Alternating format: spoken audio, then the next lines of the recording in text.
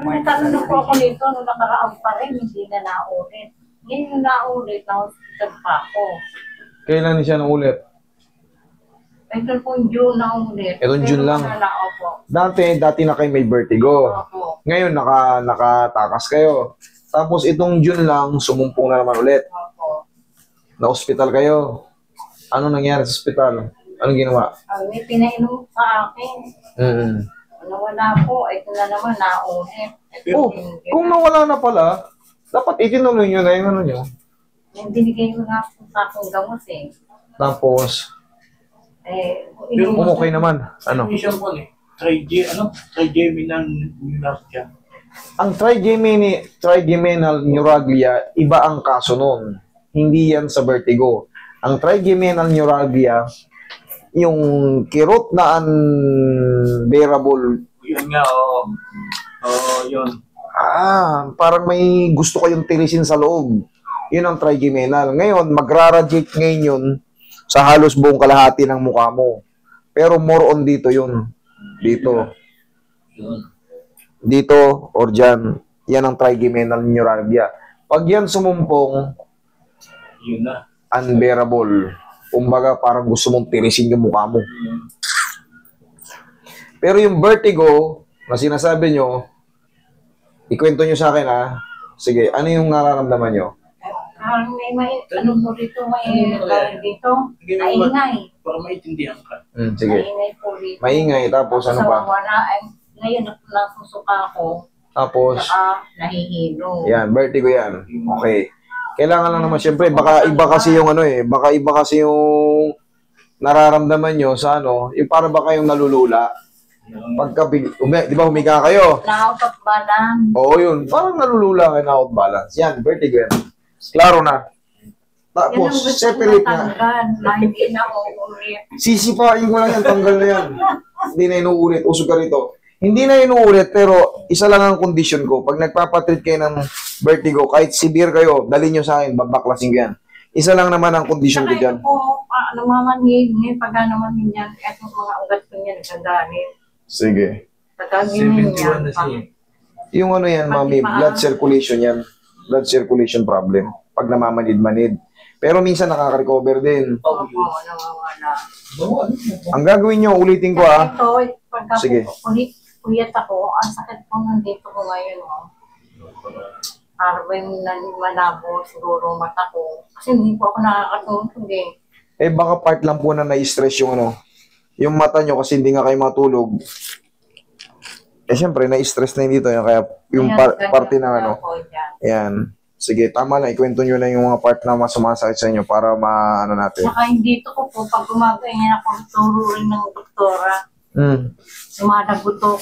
Yan, ganyan. May lumalagotok dito. Sumasakit? Hindi naman no problem. Basta walang pain. Dito ko po, lumalagotok.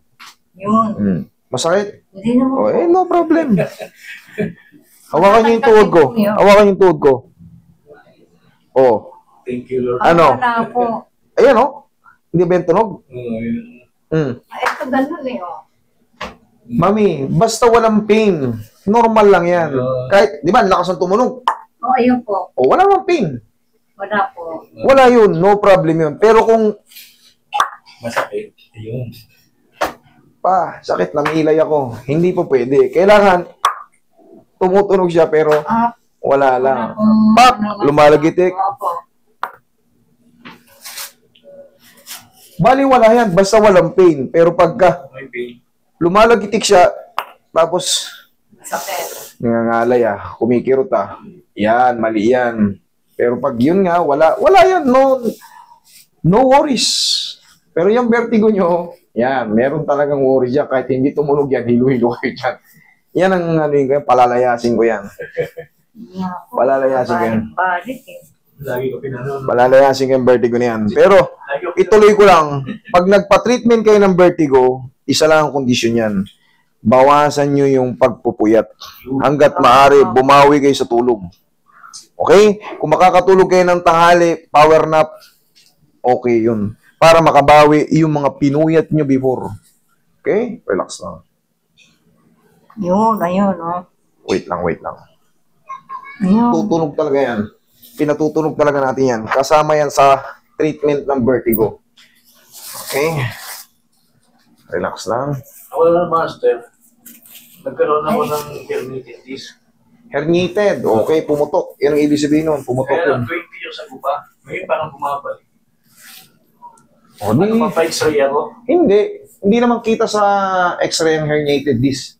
Ang herniated disc, ibig sabihin nun, yung annulus disc nyo, yung disc, yung loob nun, lumabas na yung sustansya. Yun ang ibig sabihin ng herniation or Sa herniated. MRI yun. Sa MRI, kita yon. Kita. Sa x-ray, no. Okay, madam. Higa kang patagil. Ay, tayo muna, saglit. Nga. Nakita ko yung traction mo. Ganito eh. Yung traction sa hospital, iba eh.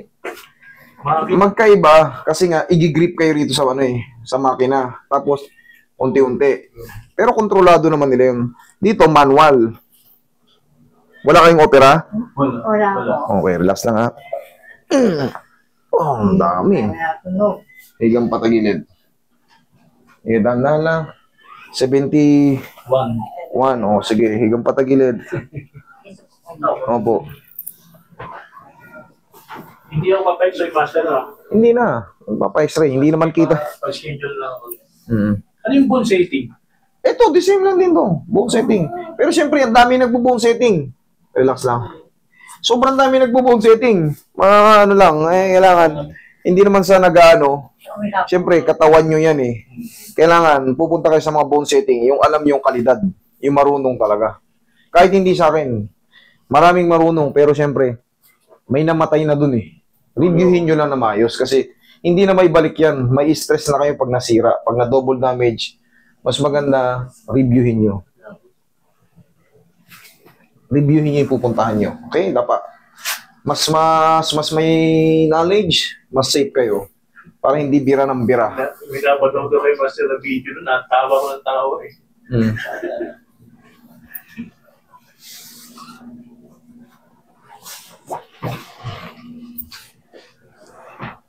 Ito, part na to ng bone setting. Sir, bone setting, inaayos yung buto. Part na yan ng bone setting, ginagawa natin pagpapalagutok. Part na yan ng bone setting. Pero siyempre, may mga method na tinatawag. May mga method. Ano pala yung pag-ano? Okay, relax. Pagtulog ka na ng maganda.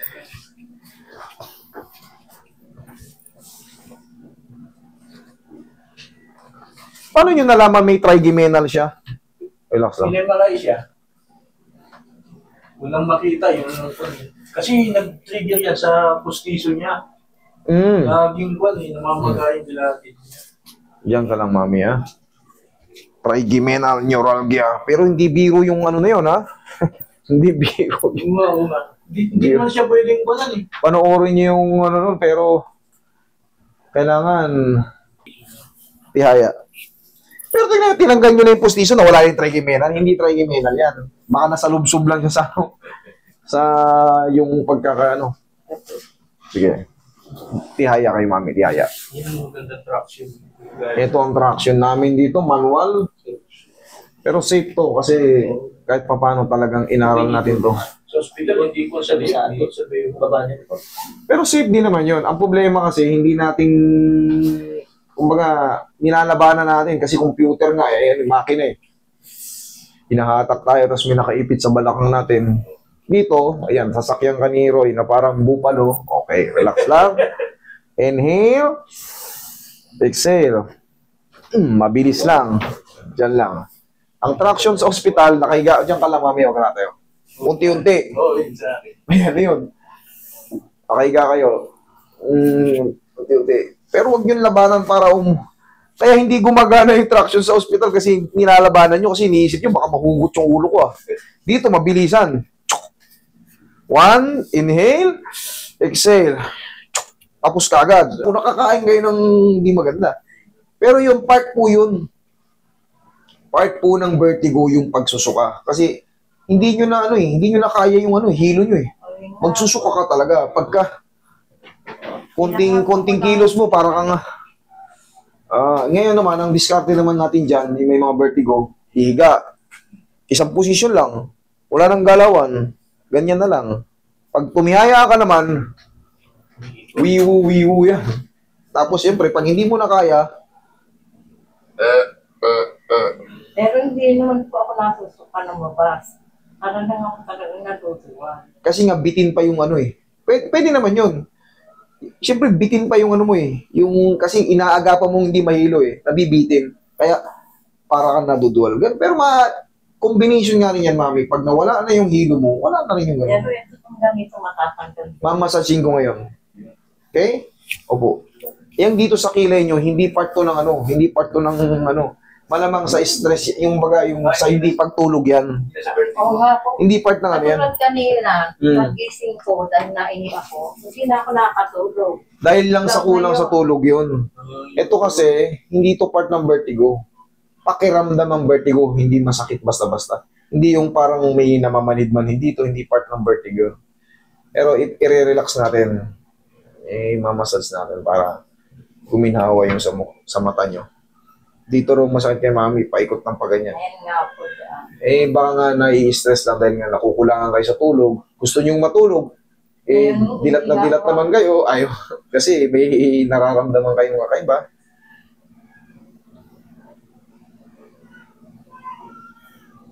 Sige, tanggalin niyo yan.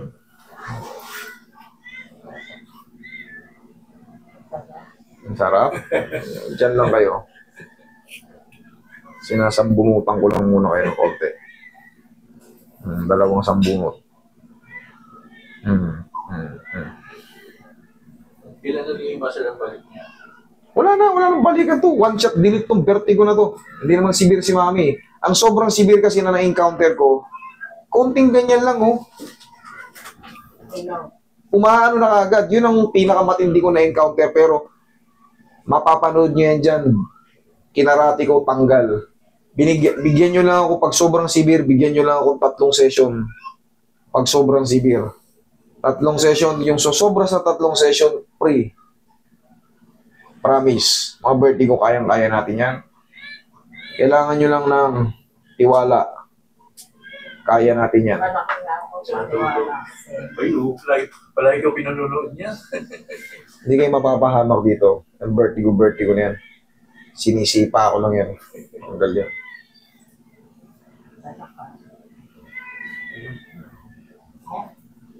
Mami, kung sakaling makakabawi ng tulog kahit tanghali, ha? Kung sakaling inaantok kayo, itulog nyo lang. Kasi yun ang yun ang magpapatrigger sa atin ng vertigo. Pag palagi tayong puyat, ano ang pakiramdam ng palaging puyat, di ba? Alam niyo naman yun, ano ang pakiramdam ng palaging puyat? Para tayong lutang. Masakit ang ulo. Yan, masakit ang ulo. Siyempre, yan ang magpapatrigger. Kung sakaling nga na inaantok kayo pag tanghali, itulog nyo na, i-dip nyo na, i-power nap nyo na. Okay? Yung traction na yun, lahat na ang ano nun. Susunod na lang ako. Hindi, wala kahit pala walang experience. Yan, herniation na yan. Kaya natin yan. Lingon. Lingon dito. Higa. Higa. Sige, dandan lang. Ano pala si mami? 71. Sige, dandan lang. Balakang naman ang bumigay. Higa. Tapos biglang, yung mga subukan nyo, biling-biling kayo dyan. Ang vertigo kasi more on the left. Dito, gilid ka rito. Tagilid. Sige, tagilid. Yan. Pag gumanyan nyo may vertigo, ayan na. Hilo na. Kabila. Wala. Kabila. Sige, kabila. Para pag uwi nyo, na-testing na natin dito pa lang. Hindi nyo na kailangan ng gamot-gamot.